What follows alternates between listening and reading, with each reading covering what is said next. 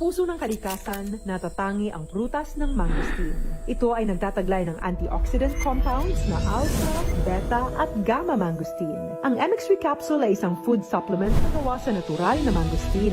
Ito ay tested and proven to help avoid knee joint pain discomfort para iwas-iwas sa sakit with long-term supplementation 2 capsules daily. MX3 capsule. Tunay, natural at original. Mahalagang paalala, ang MX3 capsule ay hindi gamot at hindi dapat gamiting panggamot sa anumang uri ng sakit. Amoy forever. Amoy LQ. Amoy New Calab Berry Blooms. Amoy Kala, amoy good vibes. NBC Milyones!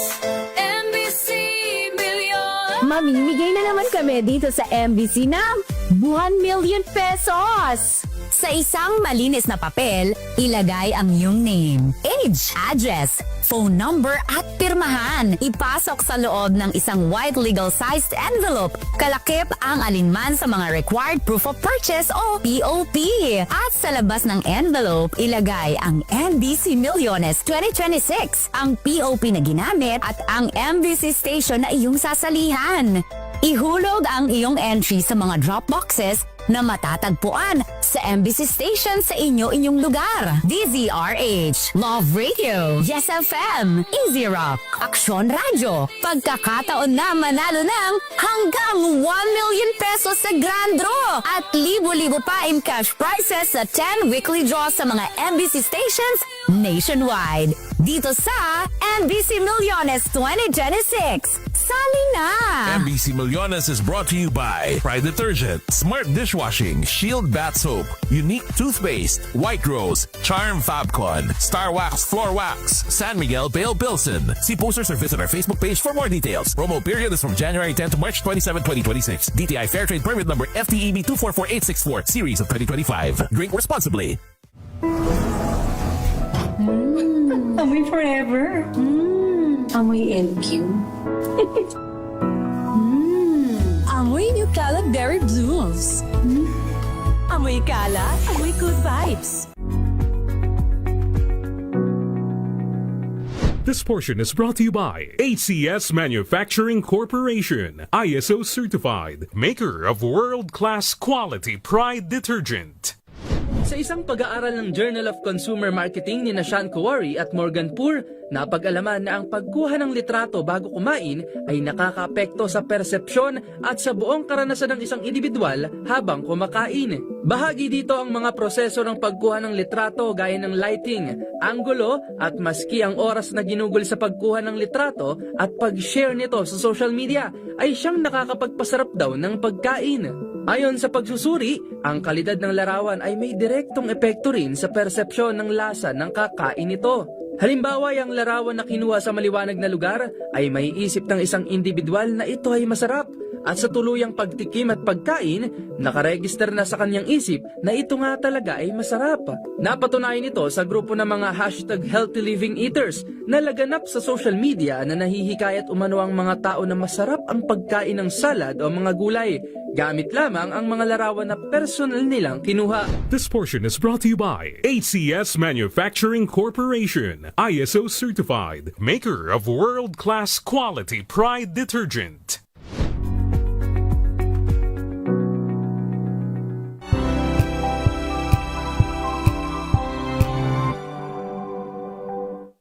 Maulan man, no worries na amoy kulog ang damit. Charm Fabcon, bangong kumakabloom, tanggal amoy kulog sa bango ng charm. Kaya gamit ko, Charm Fabcon with Bloom Fresh technology. Kills 99.9% of kulob-causing bacteria.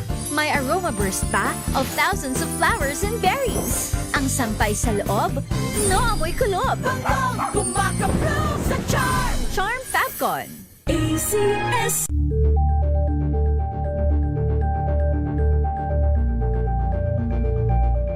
Hello, Washi! Laundry day na naman! Yay! Anong meron? Mancha ng chocolate, putik, may libag pa!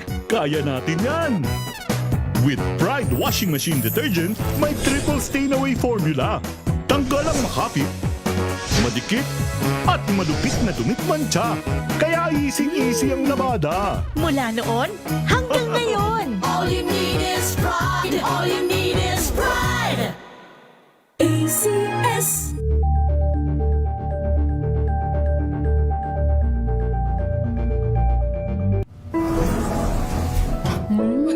Amoy forever. Amoy LQ. Amoy New Caleb Berry Blooms. Amoy kala, amoy good vibes.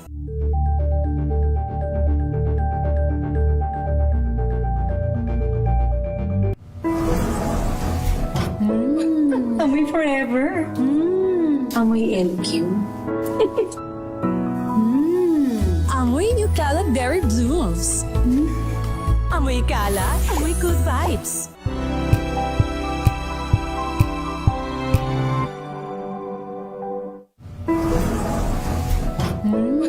Amoy forever. Amoy LQ. Amoy New Caleb Berry Blooms. Amoy kala, amoy good vibes.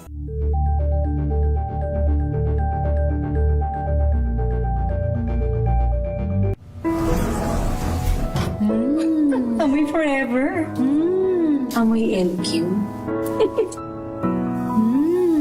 Amoy New Caleb Berry Blooms. Amoy kala, amoy good vibes.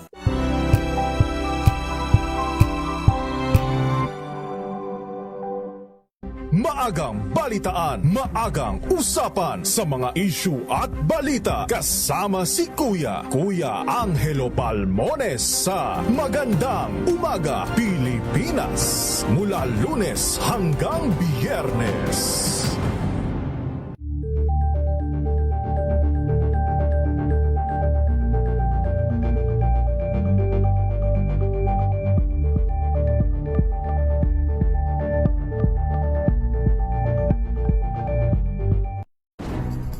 Good vibes ang hanap mo?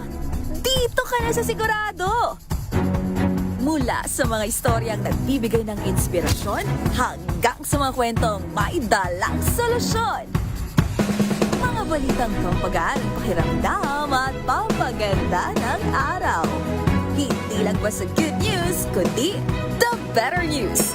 Mula Lunes hanggang Biyernes, 1:00 ng tanghali sa DZRH TV.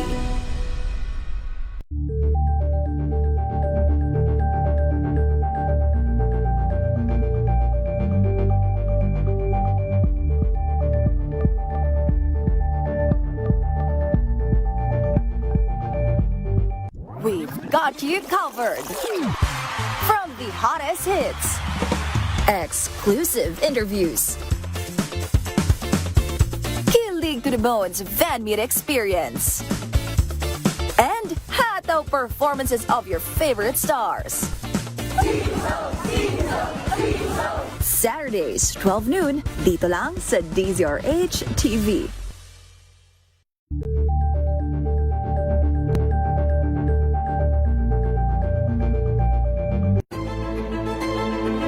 Pakikinggan ang bawat panig.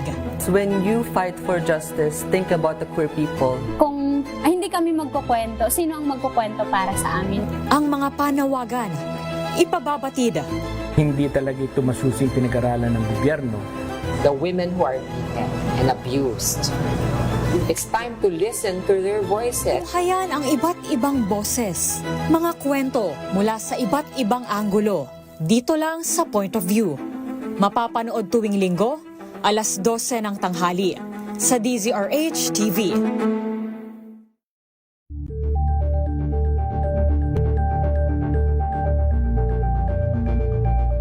Curious ka ba sa maraming bagay?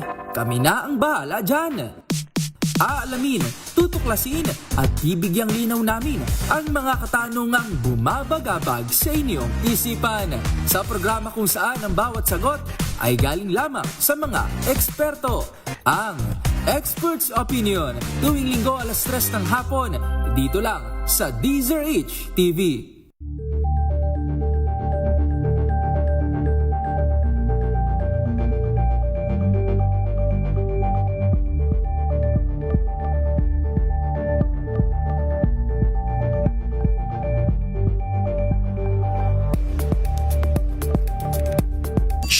Break time! Oras sa Misa Teya. Ganap ng alas 4:38. And so this is Christmas. Oy, Christmas na pala, Pasko pa rin. Ayan, nasa mali yata, hindi yan. Eto. Ayan.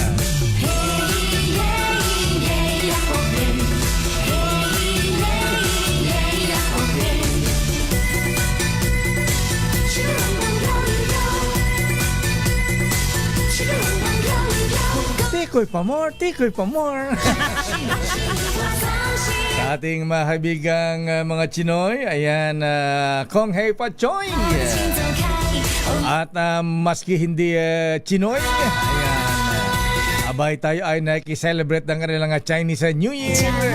Kaya ngayon ay tuloy pa rin po ang pamayagpagpamigyan ng ating Ninong ng Bayan sa ating DZRH Malakas Aguinaldo promo. Ayan. Narito ang Ninong ng Bayan, si Ninong Noche Kakas. Aba, nasa Barangay Olympia, Makati City, ha? At siya ay namumudbud ng ampaw. Ninong Noche Kakas. Ito na ang ating winner sa Malakas promo kasama ang MX3. Dito ako bilib.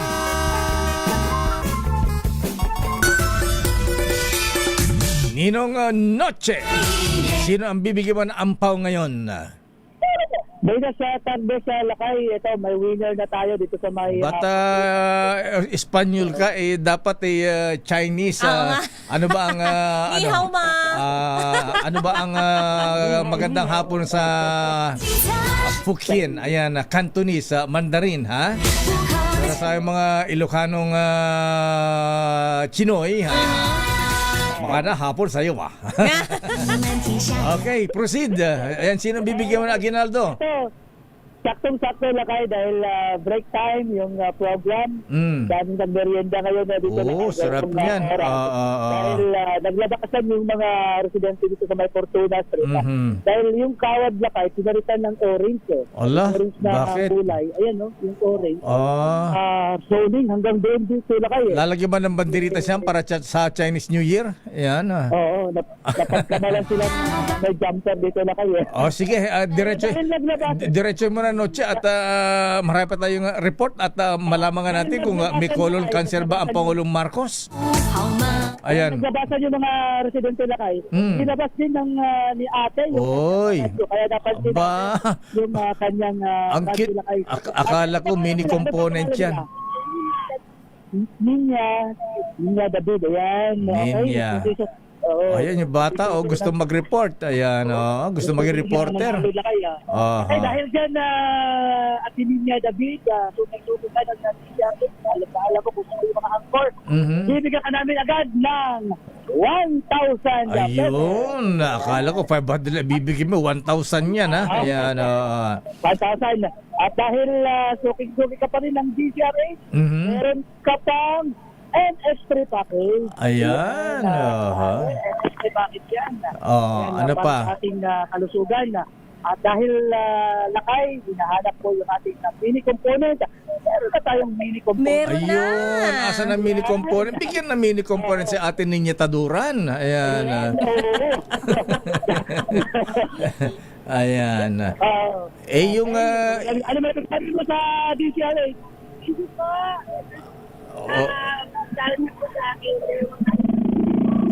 Walang anuman na Ate Ninya. Thank you po. Ayan, congratulations.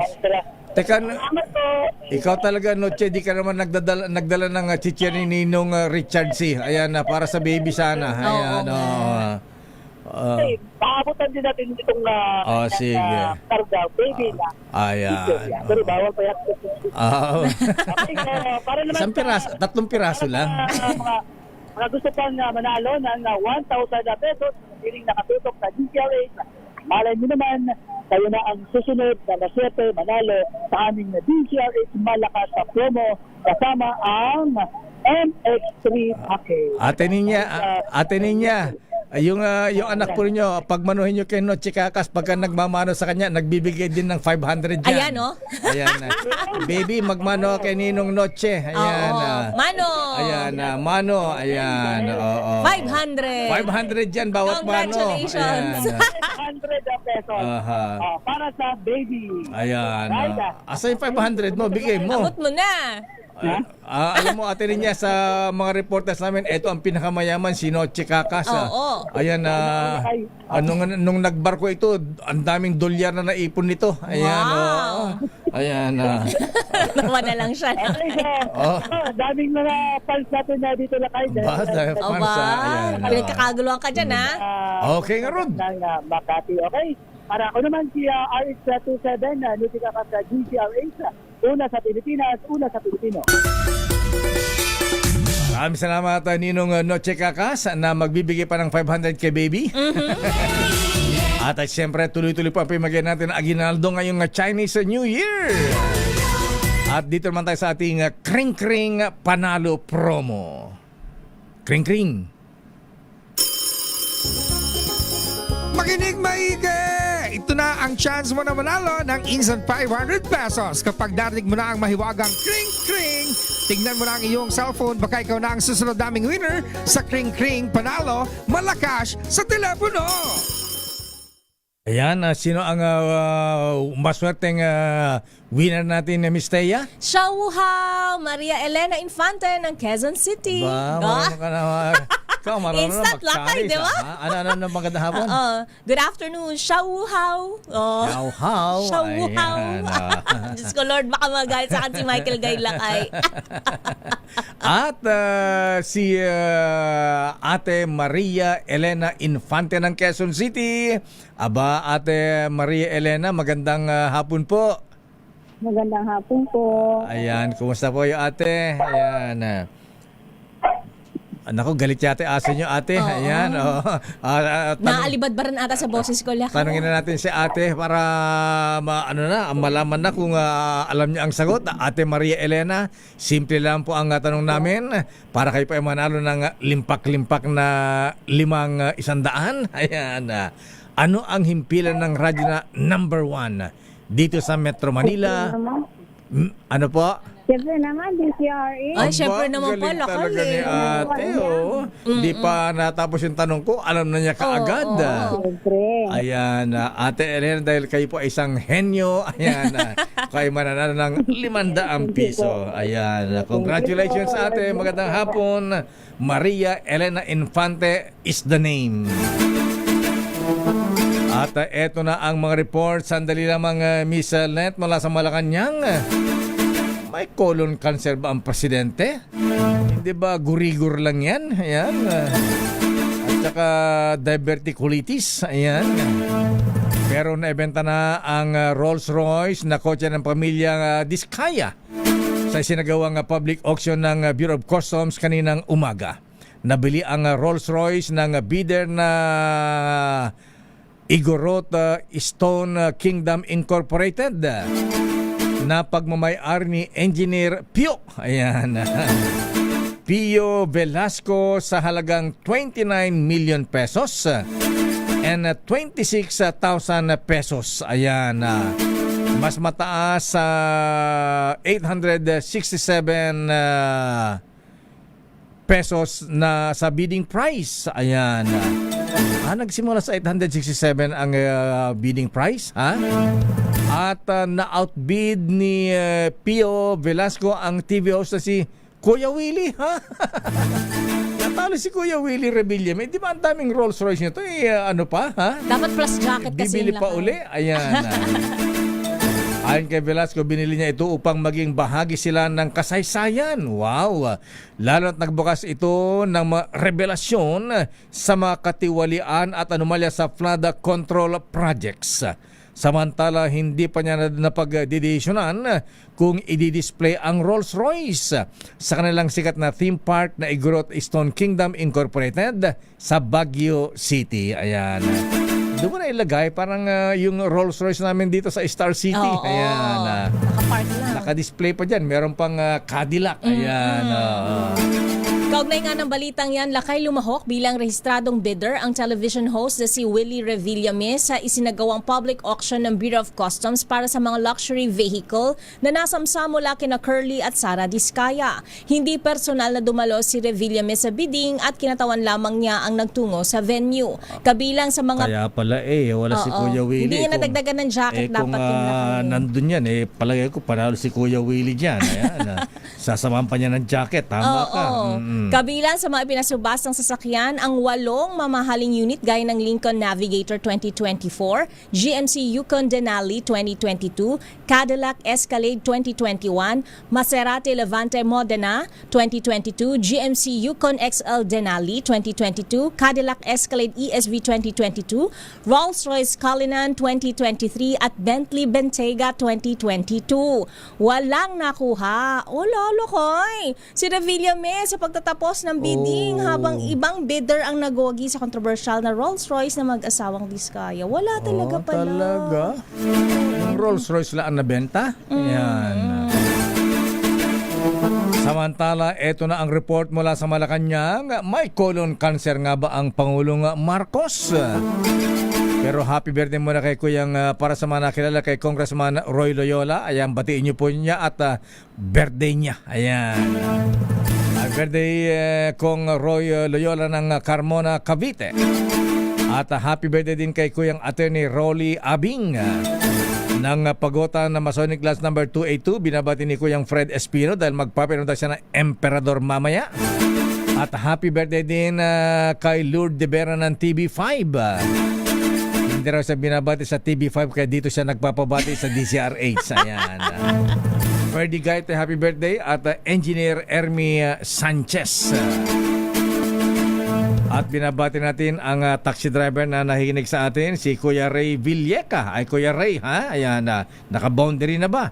Pinababati ni Kuyang Ray Defante ang ng Antipolo Lads. At meron nga bang sakit na cancer at colon cancer ang Pangulong Bongbong Marcos Jr.? Sinong may sabi niya na misled? Sino nagpapakalat niyan? Ito ba'y Marites o Maricon? Let Narciso please come in. Miss Let.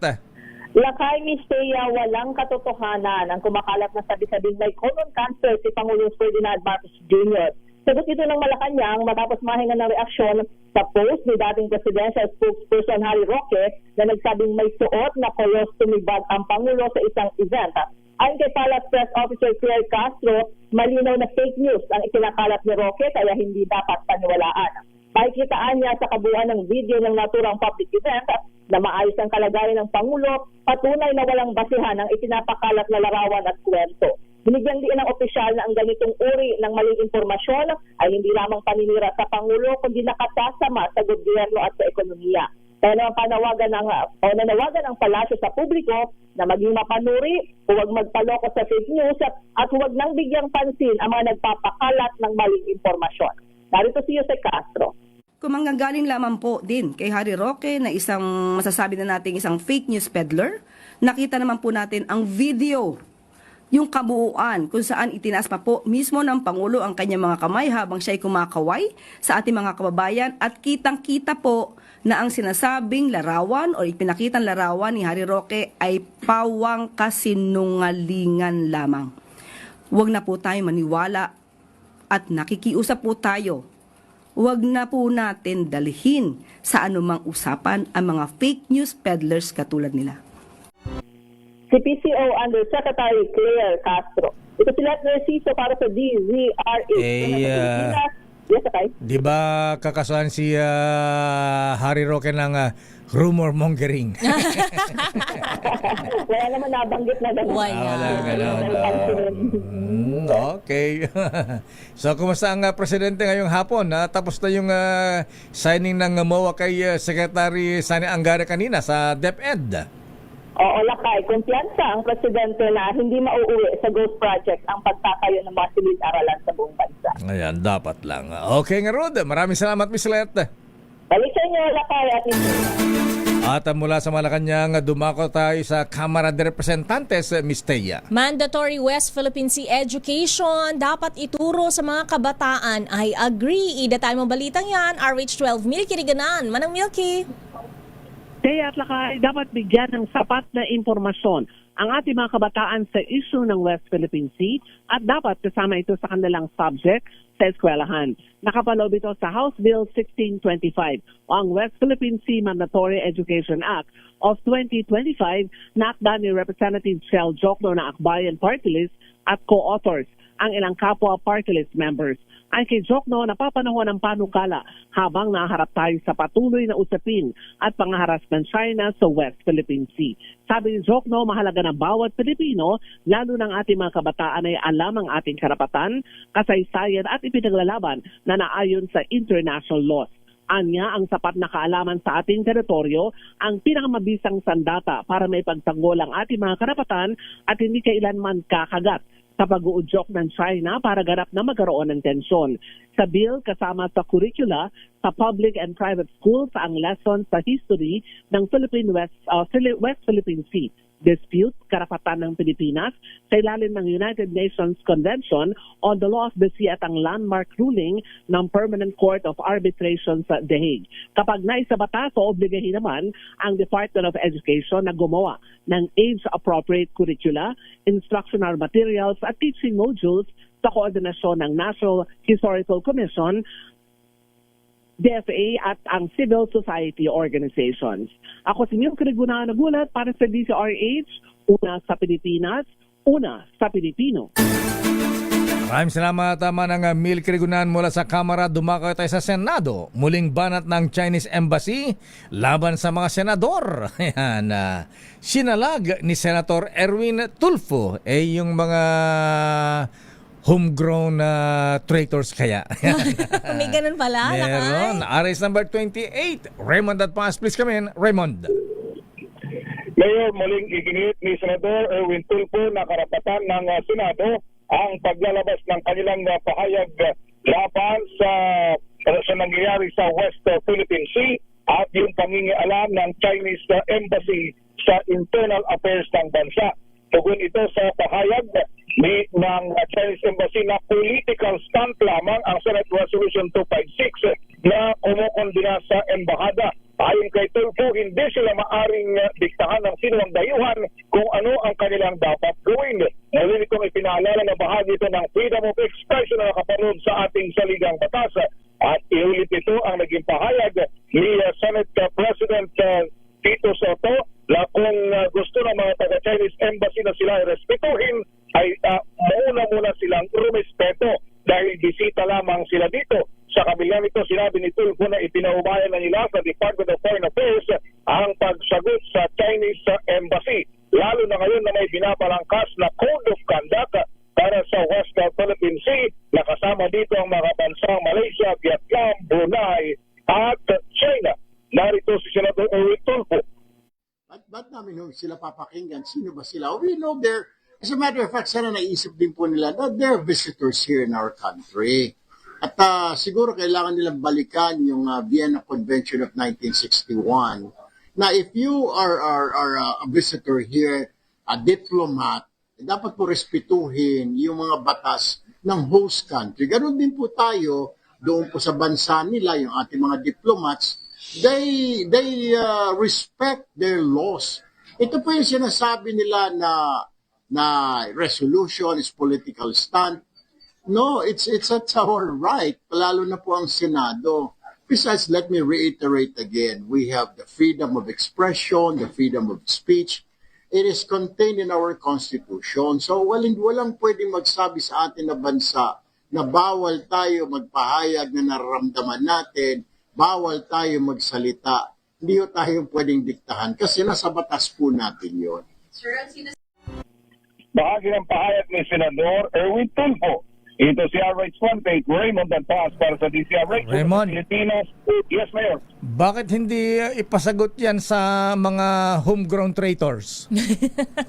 Homegrown traitors. Sino-sino yon? Alam nila sa Senado yan eh. Tapos na yung papel nila, Mayor. Tapos na. Done deal na ba? Dandel. Tapos na ba yan? Okay. Okay nga, Rod. Okay nga, Rod. Okay, maraming salamat. Sa ibang araw naman, Mayor. Ibang araw naman. Okay. Nakakota na sila nung Nakakota. Nakakota. Baka sa Chinese New Year. Next week. Di kong hey patchoy na lang. Ayan.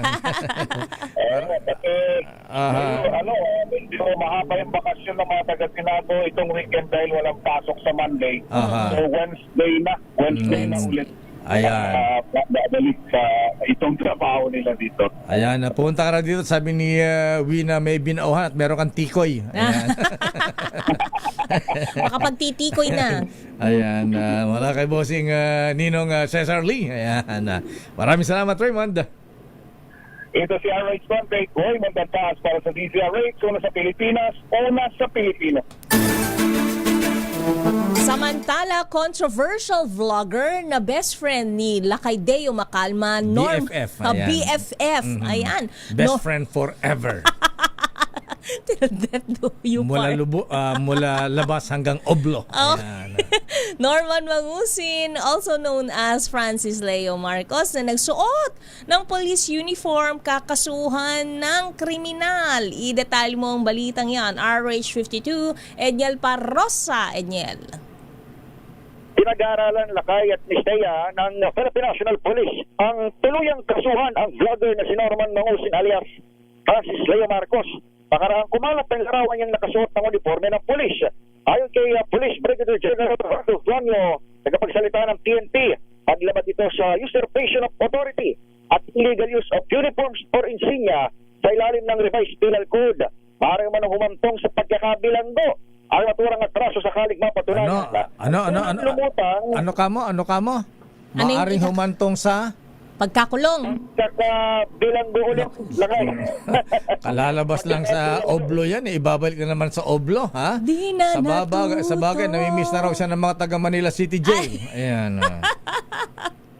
Mukhang pagbalik lakay ng Metro Manila. Nakita ko kanina sa kanyang Facebook Live. Unang lumutang ang nasabing picture ni Mangusin nang i-post ito ng isa pang vlogger na kanyang kaaway sa social media. Kinwestiyon ng kabangayan ni Mangusin kung bakit pinahiram siya ng uniforme ng Regional Director ng Cagayan Valley, si Police Brigadier General Antonio Maranag Jr. na umaray malapit niyang kakilala. Pero itinanggihan ni Mangusin at sinabing kaya niyang hamunin ng suntukan si Maralag bilang patunay na hindi sila nito magkaayos sa magkaibigan. Ang tanongin naman sa Kamkrame, tumanggi na si Tuanyo na patulan pang panghudyok ni Mangusin at iginit na maranatili man ng profesional si Maralag. Gayon din, totoo man o hindi hiram ang uniforme ng PNP. Narindigan si Tuanyo na ang issue rito at ang may pananagutan ay kung sinong nagsuot na walang paintulot ng batas. Pakinggan natin si General Tuanyo. Base po sa initial investigation ng malabas na regional officer, ang liability ay nasa nagsuot ng uniforme, hindi sa nagala. Ang posibleng violation po niya ay ang Revised Penal Code Article 179. Ito po ay ang illegal use of uniforms and insignia.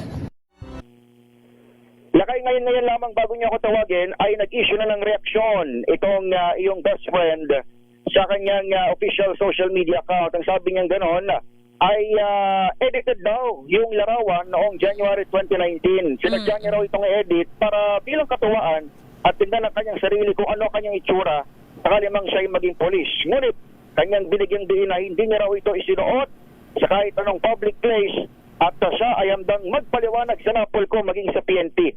Humingi rin siya ng paumanhin at sinabing handa niyang sagutin itong kahit anong paratang sa tamang forum na ngayon nga ay mukhang sasawsawan o papasukin na rin ang National Police Commission sa katauhan ng kanilang Vice Chairperson, Attorney Rafael Calinisan.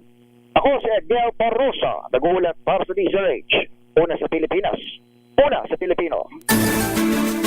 Itong aking BFF talaga, walang kadala-dala. Samantala sa ating balita mula sa Ukraine. Ukrainian athlete na nais magsuot ng, akala ko police uniform din. na nais magsuot ng helmet na may mukha ng war victims. Hinarang ng IOC. Anong IOC, ha? Ayan. James Galange, please come in. James.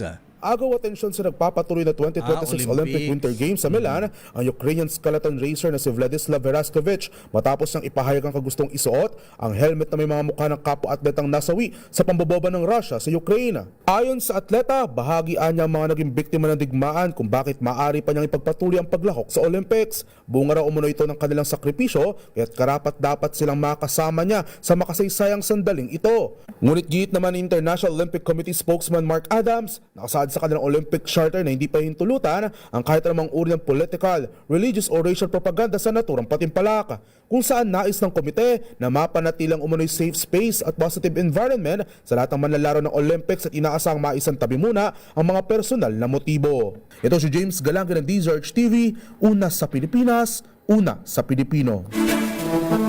Balitang sports, Pinoy chess champion na si Sander Severino pumanaw sa edad na 40. Idatay mong balitang yan, Millie Borja. Pumanaw na ang Pinoy chess champion at Friday master na si Sander Severino sa kumpirmasyon ng Philippine Sports Commission sa edad na 40 years old. Kinilala si Severino bilang isa sa pinakamahusay na manlalaro ng chess sa Pilipinas at isang pinagbumulan ng pambansang karangalan sa internasyonal na entablado. Nadiagnose si Severino ng amyotrophic lateral sclerosis sa edad na 8 taon, ngunit hindi ito naging hadlang upang magtagumpay siya sa larangan ng chess. Noong 2015, nakamit niya ang titulong FIDE Master na nagpatibay sa kanyang pangalan sa pagdaigdig ang chess scene. Dominante si Severino sa mga regional na palaro, lalo na sa ASEAN Para Games at Asian Para Games, kung saan siya itinuturing na perennial gold medalist. Ang kanyang pinakahuling tagumpay ay nangyari sa Thailand ASEAN Para Games, kung saan nakasungkit siya ng 3 gintong medalya at 1 pilak. At yun ang mga latest updates sa mundo ng sports. Ito si Millie Borja ng DZRH TV, una sa Pilipinas, una sa Pilipino.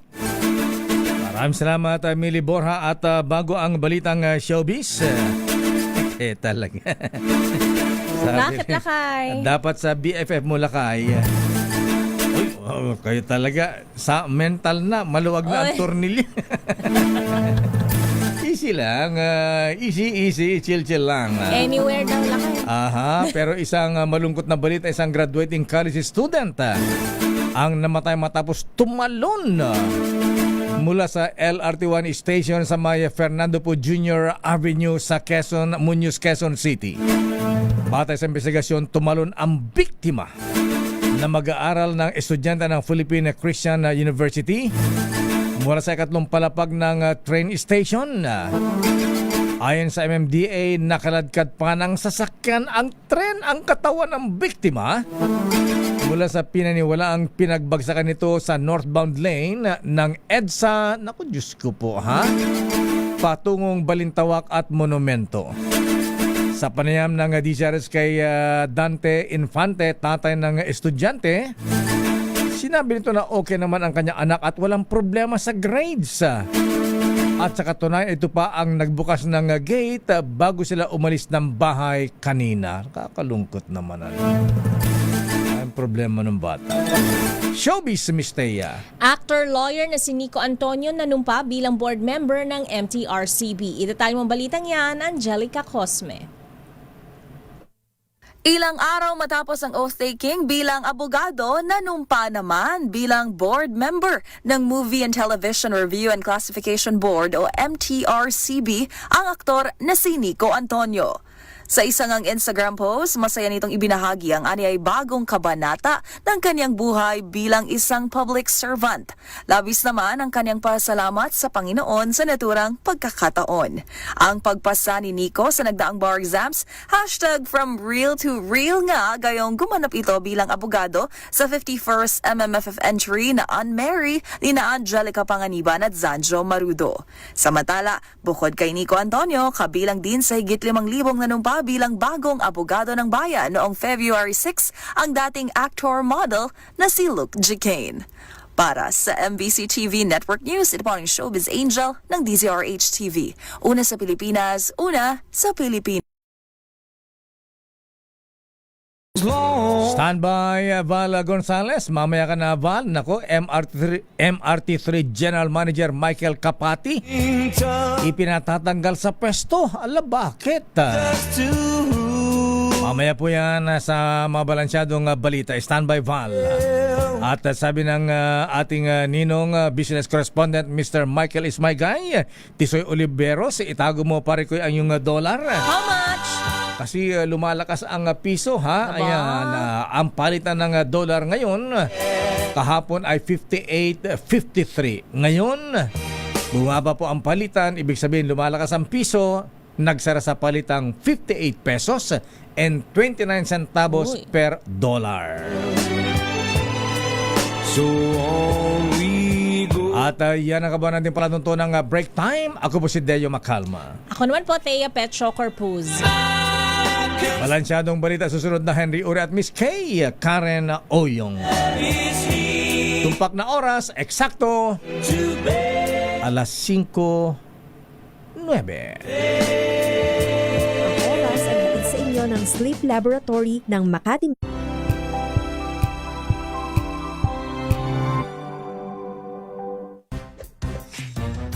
Galing-galing mo.